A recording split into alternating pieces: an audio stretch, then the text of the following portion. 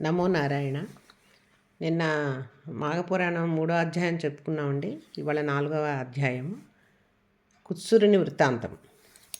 నిన్న మనం చెప్పుకున్న దాంట్లో దిలీపుడికి ఈయన వశిష్ఠుడు పులిముఖం గల గంధర్వుడు ఎట్లా మాఘ స్నానం చేసి తన నిజ రూపం ధరించాడో అది చెప్పాడు కదా. ఇవాళ మళ్ళీ అతనికి మాఘమాసం యొక్క మహత్యం గురించి వశిష్ఠుడు మళ్ళీ ఇంకా చెప్తున్నాడు అనమాట ఈ దిలీప మహారాజుకి. పూర్వకాలంలో ఈ కుత్సురుడు అనే పేరు గల ఒక బ్రాహ్మణుడు ఉండేవాడు. అతనేంటి కర్దమ ముని అనే ఒక ముని కుమార్తెను వివాహం ఆడాడు. కొంతకాలానికి ఏమైంది, వాళ్ళకి దంపతికి ఒక కొడుకు పుట్టాడు. ఆ కుమారుడికి 5వ ఏడు రాగానే ఉపనయనం చేశాడు. ఉపనయనం అంటే ఒడుగు చిన్నపిల్లలకే చేయడం అప్పట్లో కంపల్సరీ ఒక నియమం అనమాట. చిన్నప్పుడే ఒడుగులు చేయడం. అయితే అట్లా ఒడుగు చేసేసాక ఆ బాలుడు రోజు దినదినంగా అభివృద్ధి చెందుతూ పెద్దల్ని ఎలా గౌరవించాలి, అలాగే చదువులో ఎంత శ్రద్ధ చూపించడం, నీతి నియమాలు పాటించడం, ఈ దైవ కార్యాలు అంటే దేవుడు కార్యాలు దైవ కార్యాలు అన్నిట్లో కూడా భక్తి కలిగి ఉండి మొదల కార్యాలన్నీ కూడా చేస్తూ సకల శాస్త్రాలను అభ్యసించాడు.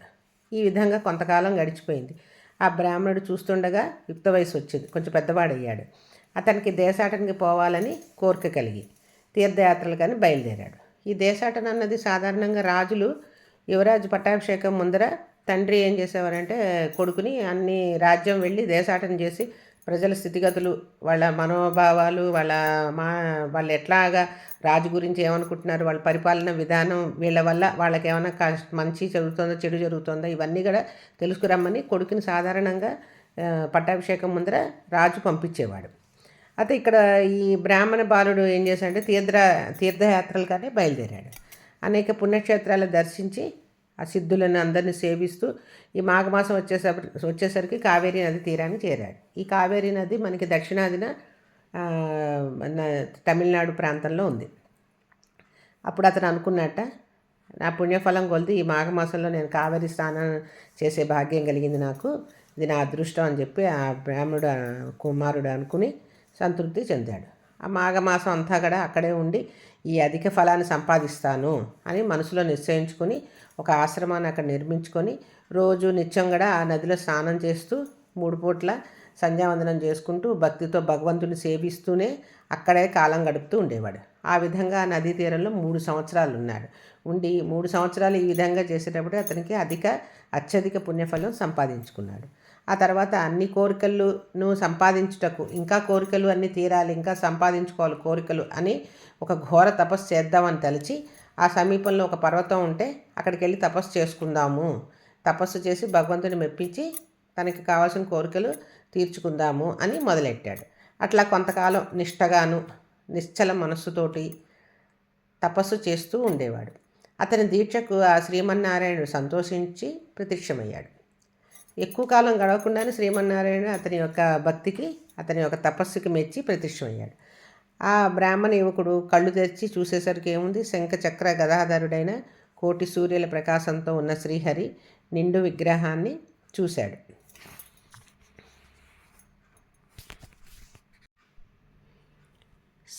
శంఖబృన్నందకీ చక్రీ సారంగధన్వా గదాధర రథాంగపాణి రక్షోభ్య సర్వప్రహరణాయుధ అంటే వనమాలి గది సాంగి శంఖీ చక్రీచ నందకి శ్రీమన్నారాయణో విష్ణుర్వాసుదేవోభిరక్షతు. శంఖం, చక్రం, గద ఇవన్నీ కూడా ధరించి ఒక చేతితో కమలము ఇవన్నీ ధరించి కోటి సూర్యులతో ప్రకాశంతో ఉన్న శ్రీహరి నిండు విగ్రహాన్ని చూశాడు. అమిత ఆనందంతో సాష్టాంగ నమస్కారం చేసి చేతులు జోడించేసి అనేక రీతుల స్తోత్రం చేశాడు.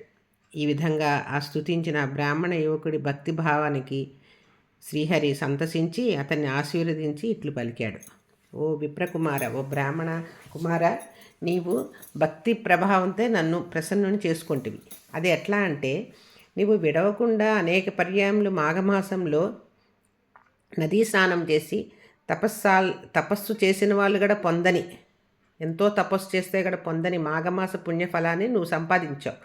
3 సంవత్సరాలు ఉన్నాడు కదా నదీ తీరంలో, ఆ కావేరి నదిలో రోజు 3 పూట్ల స్నానం చేస్తూ విష్ణు నామాలు దేవుని భగవంతుని కీర్తిస్తూ వాళ్ళని స్తుతిస్తూ ఉండేటప్పటికీ అతను ఎంతో తపస్సు చేసిన వాళ్ళు కూడా పొందనటువంటి పుణ్యాన్ని సంపాదించుకున్నాడు.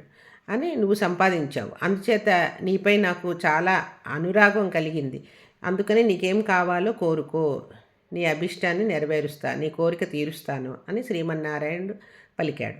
అసలు ఇతను తపస్సు చేసింది ఏదో అతని కోరికలు చెప్పుకుని భగవంతుడి దగ్గర సంపాదించుకుందాం, కోరికలన్నీ తీర్చుకుందాం అని కదా తపస్సు చేసింది.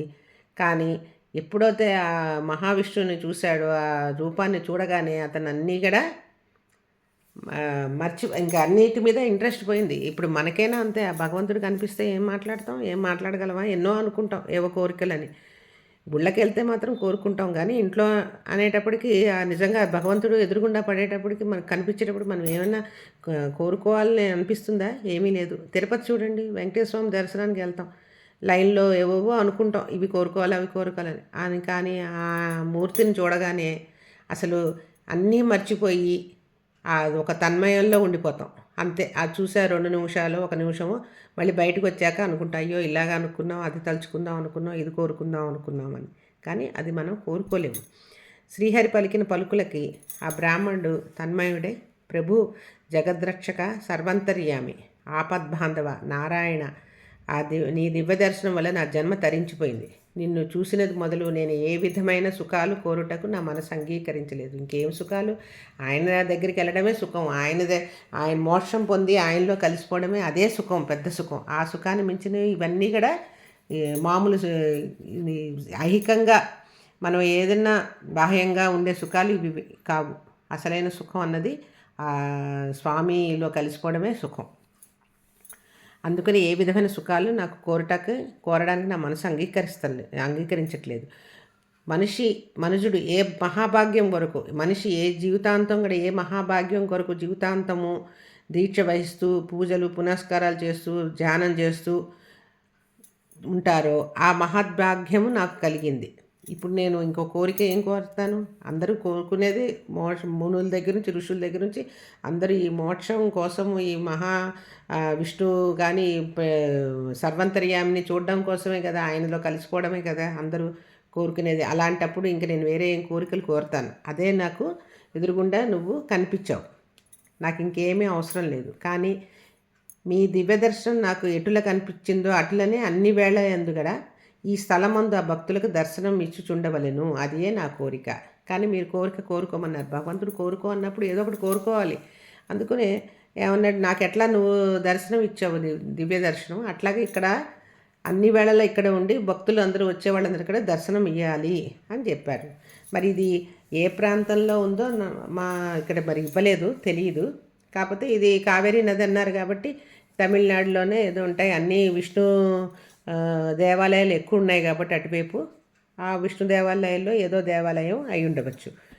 ఆ శ్రీహరి ఆ విప్రకుమారుని కోరికను మన్నించి నీ అభిష్టం నెరవేర్చదని కాక, అంటే నీ కోరిక తీరుస్తాను అని పలికి అప్పటి నుంచి అచ్చటనే ఉండిపోయాడు. కొంతకాలానికి తల్లిదండ్రులు చూచుటకై తన గ్రామానికి వెళ్ళాను. కొంతకాలానికి ఏమైంది, ఇంకా తల్లిదండ్రులు చాలా ఏళ్ళు అయిపోయింది, అందుకని ఇంకా వాళ్ళ ఊరికి వెళ్ళిపోయాడు. చాలా దినముల కుమారుడు వచ్చినని వృద్ధులైన ఉన్న తల్లిదండ్రులు మిక్కిలి సంతోషించి కుశల ప్రశ్నలు అడిగిరి. సరే పాపం అప్పుడే వృద్ధులంటే చాలా ఏళ్ళు అయిపోయి ఉంటుంది ఇతను వెళ్ళి. ఆ వృద్ధులు అయిపోయి ఉన్న తల్లిదండ్రులు చాలా సంతోషించి ఇంతకాలానికి వచ్చాడు కొడుకని, ఎలా ఉన్నావు నాయన ఏంటి అని ప్రశ్నలు అడిగారు. మాఘపురాణం 4వ అధ్యాయం సమాప్తం. రేపు 5వ అధ్యాయంలో కలుసుకుందాం. జై శ్రీమన్నారాయణ.